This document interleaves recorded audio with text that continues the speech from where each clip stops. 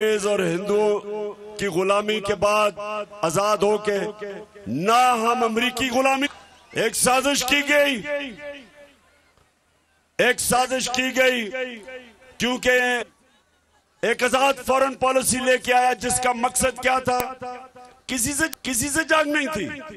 हम किसी से जंग नहीं लड़ना चाहते, किसी से दुश्मनी नहीं कर, हमारे लोगों के मफादात की हिफाजत करें, हमारे लोगों को किसी और।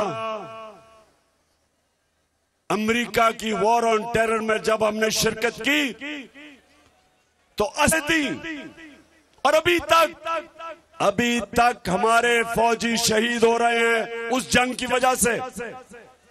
यहां कोई तरीके तालिबान नहीं थी, यहां कोई खुदकुश हमले नहीं थे। उसमें इतनी दिलेरी नहीं थी और उसने अमेरिका की जंग में शामिल हो गया और हमारे लोगों ने कुर्बानियां दी, हमारी फौज ने कुर्बानी की। ये सारी कीमत हमने इसलिए उठाई कि हमारे सरबराह पॉलिसी बनाए जो हमारे लोगों को फायदा पहुंचाए। तो जब